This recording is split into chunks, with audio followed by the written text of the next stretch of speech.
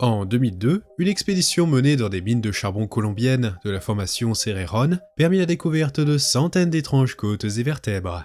Non seulement celles-ci étaient très nombreuses, mais aussi exceptionnellement bien conservées. Ces ossements auraient appartenu à un animal extrêmement grand, mais figurez-vous que cela ne choqua pas particulièrement les scientifiques les ayant découverts. Car cette formation était connue pour abriter tout un tas de reptiles géants, tels des tortues aussi grosses que des voitures, et des crocodiliens gargantuesques. À cause de cela, ainsi qu'une certaine ressemblance avec d'autres reptiles, l'équipe en déduit qu'il s'agissait d'une simple nouvelle espèce de crocodilien géant. Sympa, mais rien de mirobolant. Toutefois, quand ces fossiles furent transportés au Muséum de Floride, quelques années plus tard, ils furent réexaminés et les paléontologues ne crurent pas leurs yeux. Ils n'auraient pas appartenu à un crocodilien, mais à un serpent, un très très gros serpent. Un serpent titanesque, qui reçut un nom à la hauteur, le Titanoboa.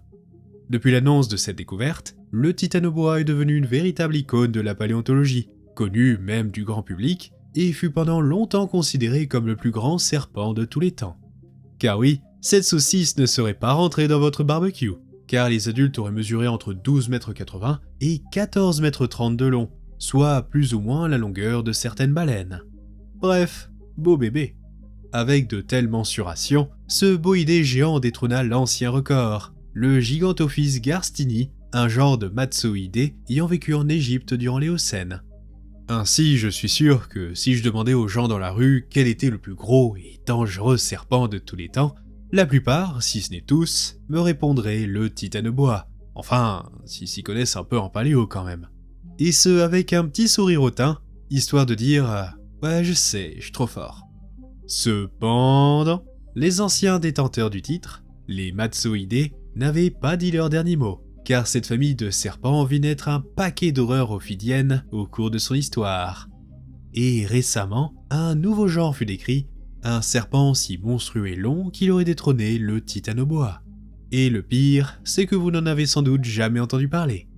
Voici le Vasuki indicus.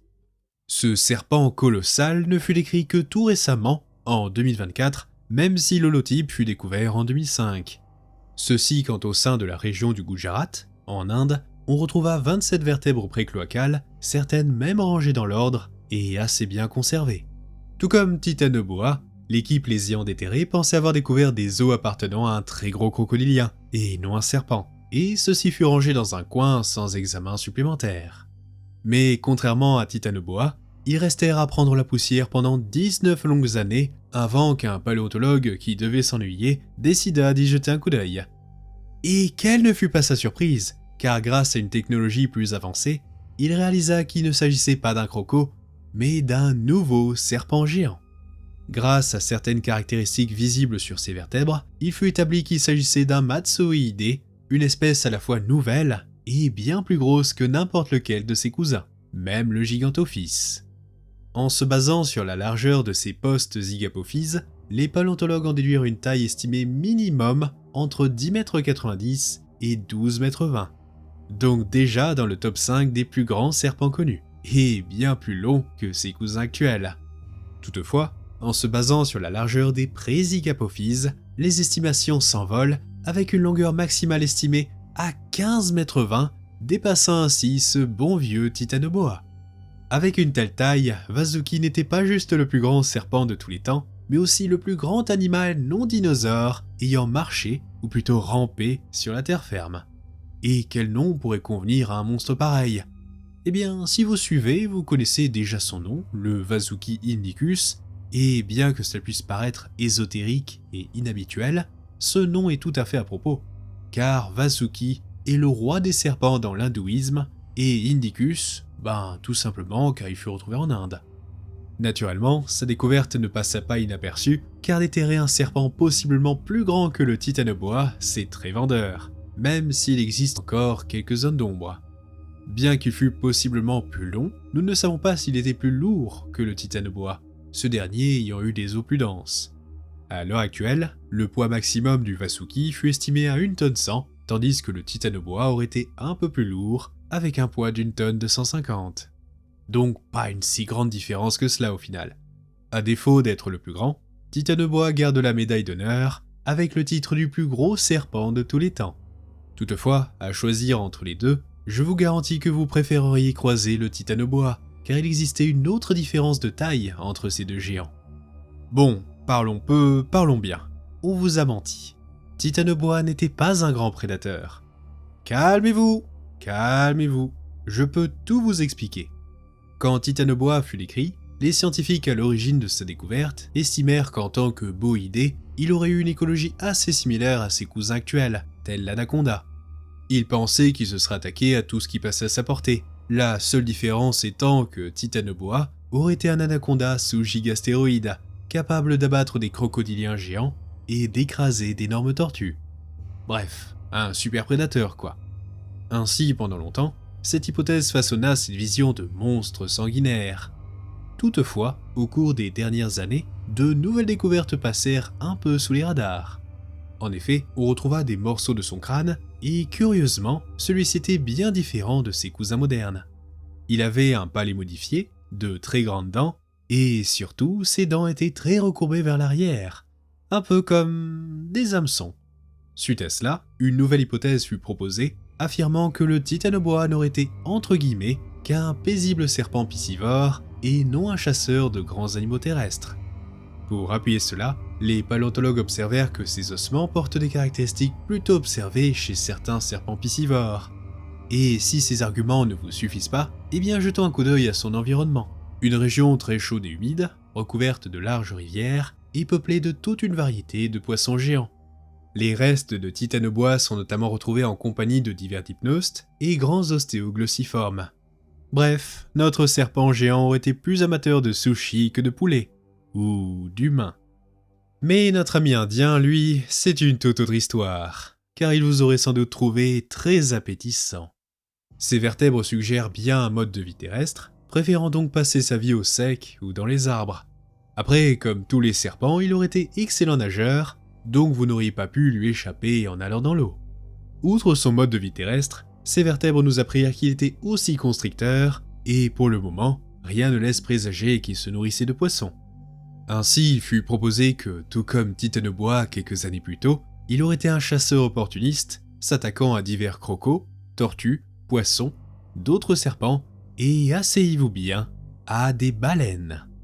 Un vrai glouton celui-là. Selon moi, ce qui rendait le Vasuki si effrayant n'aurait pas été sa taille, mais le fait que si vous exploriez son royaume, vous n'auriez pas été traqué comme par un prédateur classique. Non, car sa taille et son poids auraient fait de lui un animal très lent. À la place, vous auriez dû garder constamment l'œil grand ouvert, car Vasuki aurait été un maître des embuscades, maîtrisant sans doute l'art du camouflage à la perfection. Puis, une fois à portée, il se jetait sur ses proies et les tuait par constriction. Je sais ce que vous vous dites. Ah, ça va, comment je pourrais passer à côté d'un animal aussi gros? Alors, certes, sa taille aurait été un handicap, mais je sais d'expérience que les serpents sont très bons pour passer inaperçus, surtout les petites vipères.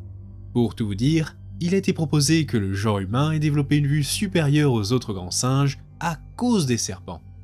Et si vous commencez à réaliser que Vasuki était dangereux, attendez que je vous décrive comment il vous dévorerait. Spoiler, ce serait très salissant. Les Matsoidés sont une famille de serpents très anciens, apparus vraisemblablement 28 millions d'années avant les premiers boïdés au Crétacé.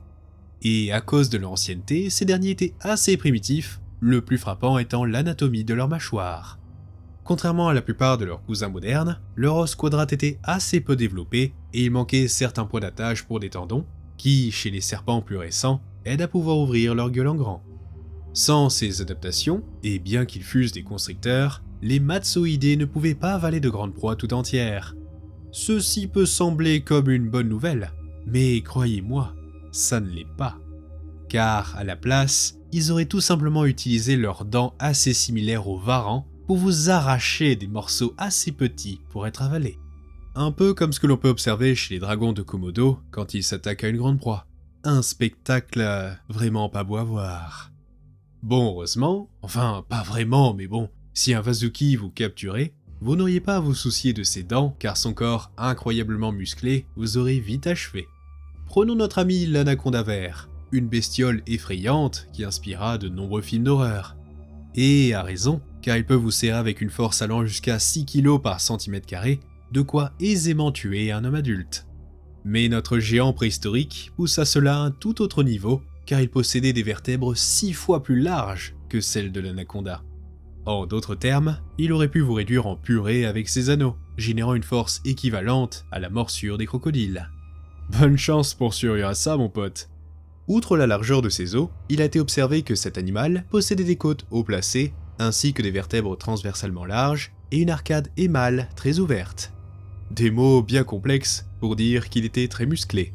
Au vu de tous ces éléments, nous pouvons conclure que si ce serpent revenait à la vie, il ferait sans doute un véritable carnage. Sans oublier que, comme beaucoup de lézards, Vasuki avait une assez bonne vue et un odorat très perfectionné grâce à sa langue fourchue. Une caractéristique qui permet au serpent de littéralement goûter l'air, et ainsi, peu importe la luminosité, il saura vous retrouver. Tout ça pour dire que Vasuki indicus était vraisemblablement un animal purement cauchemardesque. Mais il avait une faiblesse, car oui, comme Purusaurus, cet animal avait besoin d'un environnement très particulier. Il n'est donc pas étonnant qu'on ne retrouvât qu'à un seul endroit du monde, en Inde, et même au sein d'une seule région, la formation Naredi, dans le Gujarat. Durant l'Éocène moyen, l'Inde était encore plus chaude qu'aujourd'hui et isolée du reste du monde, étant toujours une grande île se déplaçant lentement vers l'Asie. Ceci résulta d'un environnement très particulier et d'une faune unique, tout ceci permettant au Vasuki de voir le jour. Il aurait ainsi vécu au sein de larges forêts marécageuses, des milieux grouillants de vie avec de nombreux autres reptiles géants. Cette grande quantité de ressources aurait permis de supporter les besoins de notre ophidien du jour. On peut ainsi noter la présence de nombreux poissons-chats, tortues, crocodiliens et des cétacés primitifs, tels Androsiphius et Cuchicetus, ces derniers n'étant pas encore 100% aquatiques. Donc vous aurez pu observer un serpent géant en train de chasser des baleines, le tout sur la terre ferme. C'est beau la paléontologie.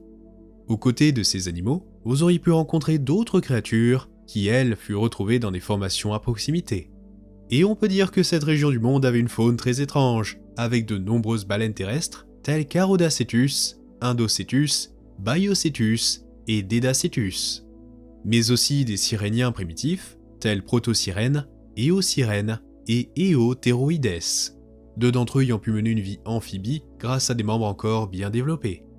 Donc ces pauvres vaches de mer auraient aussi dû se méfier de notre serpent géant.